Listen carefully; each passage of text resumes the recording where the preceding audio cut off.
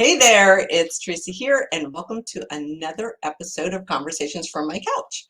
I'm Tracy Youngkin, and I am a leadership coach and consultant, and you can find me here every Wednesday live on LinkedIn talking about all things leadership. So let's get started.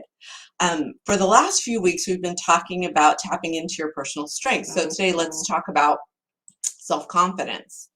And self-confidence is like a muscle, and it needs to be worked on, right? Like the heavier you lift, and when I say lift, it could be taking on a new task um, to grow, the more your self-confidence will grow. Boy, that is so annoying.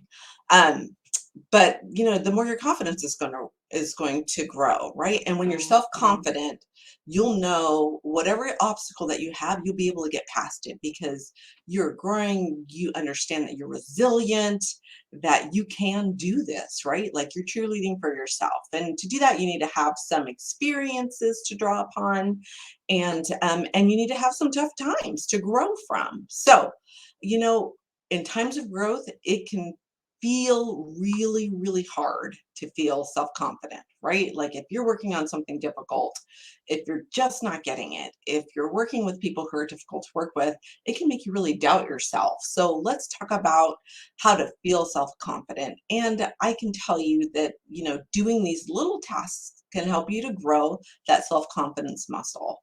And sometimes, this is the truth, sometimes you just gotta fake it till you make it, right? But you're gonna get there. Have confidence in that. So, number one, what can you do? Let's be positive, even when you don't feel like it. So, studies consistently show that when you have a more optimistic mindset, it improves both your physical and your mental health. So, if you're working on something that is particularly difficult, right? It's system two thinking, that down deep.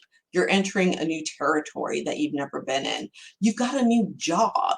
What you want to do is try to add something to your environment that brings you joy, right? Who says you can't buy yourself a bouquet of flowers to brighten up your mood? Maybe it's lighting a candle for intention. Maybe it's having your diffuser going with calming smells, or maybe it's focus smells. There's so many things that you can do within your environment to help you feel positive and to give you that feeling of comfort and knowing where you are, and just and a little bit of joy, right? So the other thing you can do, and this is why, like, I'm not on the couch today, but I'm actually standing, is to adjust your body language. So did you know that, like, changing your posture can instill self-confidence, right?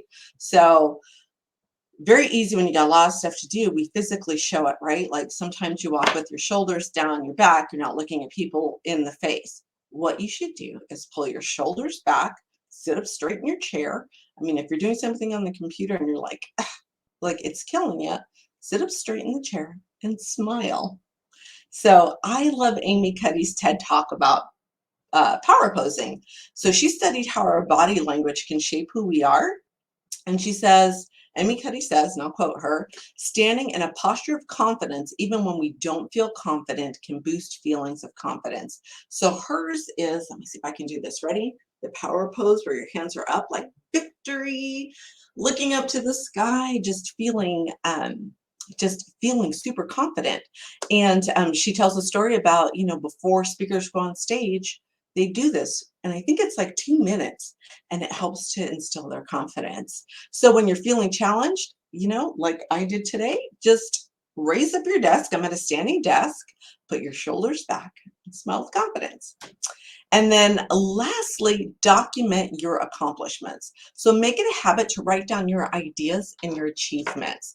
And I know it sounds like a little bit crazy, but you know what? When you have something that you can go back and reflect upon, making sure that you're documenting reflections and gratitudes, you can incorporate that into your routine and help you like understand that you've done a good job, right? So this would be mine, that I sit down and sometimes I just jot down, like, I got a small win today. That's all that you have to do. Like it can be as simple as that. I got a small win today. I moved the ball down the field.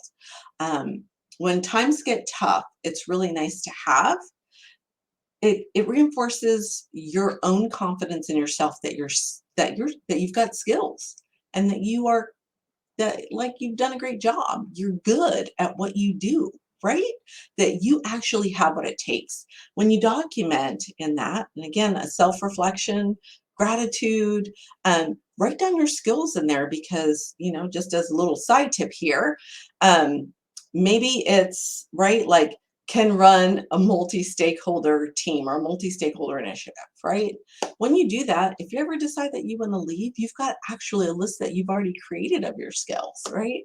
But I have to tell you that that makes you feel good, right? So, you just need to write down every day why you're grateful you're doing what you're doing and why you're here, and you'll be surprised at how resilient you are.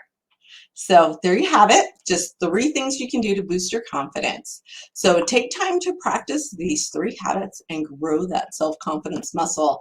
It may take time and repetition to grow, just like going to the gym.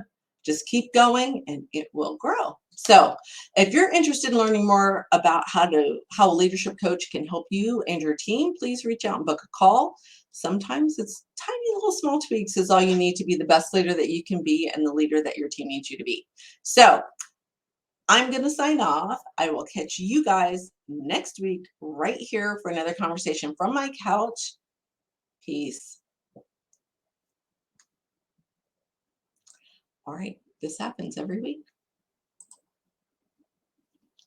Gotta shut down. All right. We'll see you guys. Catch you on the flip side.